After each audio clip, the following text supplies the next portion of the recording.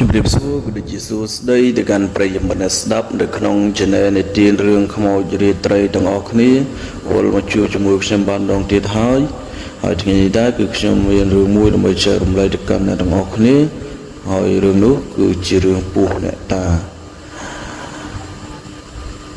កាលពី5ឆ្នាំមុនហ្នឹងគឺនៅក្នុងស្រុកភូមិខ្ញុំហ្នឹងគឺមានពស់មួយគូពស់ថ្លាន់ណាអ្នកទាំងអស់គ្នាពស់ថ្លាន់មួយគូហ្នឹងគឺធំមែនតើអ្នកទាំងអស់គ្នាប៉ុនផ្លូវហើយអ្នកស្រុកអ្នកភូមិរបស់ខ្ញុំហ្នឹងគឺគាត់មិនធ្វើអីពស់ហ្នឹងទេហើយដើរជួបដើរអីមានតែដេញឲ្យទៅឲ្យអីយ៉ាងទៅណាបើខុសពីស្រុកភូមិខ្ញុំគឺខ្ញុំមិនដឹងទេអំពីគេវាយពស់ប្រឡត់ស្បែកធ្វើស្គរបរិយដល់យ៉ាងទៅហើយដល់ពេលមួយហ្នឹងរឿងហ្នឹងក៏លេចលឺដល់ភូមិមួយទៀតហើយភូមិហ្នឹងគឺគេប្រកបអាជីវកម្មខាងចាប់ពស់លក់អីចឹងណាក៏មកសួរនាំអ្នកភូមិអ្នកស្រុកខ្ញុំហ្នឹងថានៅម្ដុំហ្នឹងនៅភូមិហ្នឹងឮថាមានពស់ធំហ៎ពស់អ្នកតាគឺគេអត់ជឿទៅលើអបិយជំនឿបែបហ្នឹងទេអ្នកនរគ្នាហើយ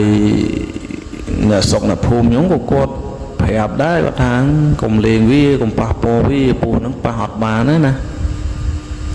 ហើយគាត់ប្រាប់ថានៅកន្លែងនេះទៅបើគេមិនជឿយើងមិនទៅពេញបំណងគេយ៉ាងទៅដល់ពេលអ្នកស្រុកអ្នកភូមិខ្ញុំគាត់ប្រាប់យ៉ាងទៅពួកអ្នកដែលចាប់ពស់ហ្នឹងគឺមកចាប់មែនអ្នកអរគ្នាចាប់បានមួយហើយពស់មកគូអ្នកអរគ្នាថ្ងៃហ្នឹងគាត់ចាប់បានមួយក៏គាត់យកទៅលក់ទៅហើយស្អែកឡើងមួយទៀតអញ្ចឹងព្រោះគាត់បានលុយអញ្ចឹងទៅគាត់ទៅផឹកស៊ីអីសបាយរំជ្រៀងអីអញ្ចឹងទៅ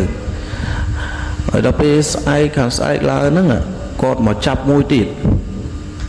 អញ្ចឹងចាប់ប្តីគេទៅបាត់ហើយនៅប្រពន្ធគេអញ្ចឹងពស់ហ្នឹងគឺស្រឡាញ់គ្នាសង្ឃខ្លាំងជាងមនុស្សទៀតមិនដឹងអ្នកនរគ្នាដល់ពេលអញ្ចឹងទៅមកចាប់មកប្រពន្ធឲ្យយកចាប់ពស់មួយទៀតទៅហ្នឹងហើយយកទៅលក់បានលុយដូចសពមួយដងចុងទៅក៏ផឹកស៊ីយ៉ាងទៀតទៅតែដល់ពេលយ៉ាងទៅមួយថ្ងៃពីរថ្ងៃក្រោយមកគឺស្លាប់ទាំងពីរអ្នកនរគ្នាអ្នកដែលមកចាប់ពស់ហ្នឹងមានគ្នា2នាក់គឺស្លាប់ទាំង2នាក់តែម្ដងដល់ពេលស្លាប់ទៅយកទៅកប់ចាយដល់នៅពេលដែលកប់ហើយហ្នឹងគឺមេឃភ្លៀងគឺរន្ទះបាញ់ភ្នោហ្នឹងតែម្ដងអ្នកនរគ្នា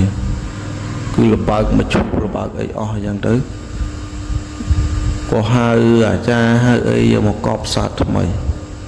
ហើយខ្មោចហ្នឹងគឺគេខ្លាចមែនតើអ្នកទាំងអស់គ្នាគាត់ទៅលើថាកន្លែងហ្នឹងហើយគេកប់ខ្មោចដែលចាប់ពស់នៅស្រុកយើងគឺគេដឹងតែម្ដងអញ្ចឹងទេចង់ប្រាប់អ្នកអស់គ្នាថាពស់អ្នកតាពស់គេកាន់អីហ្នឹងកុំប៉ះពាល់ឲ្យសោះព្រោះគ្មានឆ្អែតគ្មានអីនឹងលុយ4 10ម៉ឺន20ម៉ឺននៃពស់ប៉ុណ្ណឹងទេយ៉ាងរឿងណាដែលជិះបានក៏ជិះទៅរឿងណាដែលជិះអត់បានទេដូចវា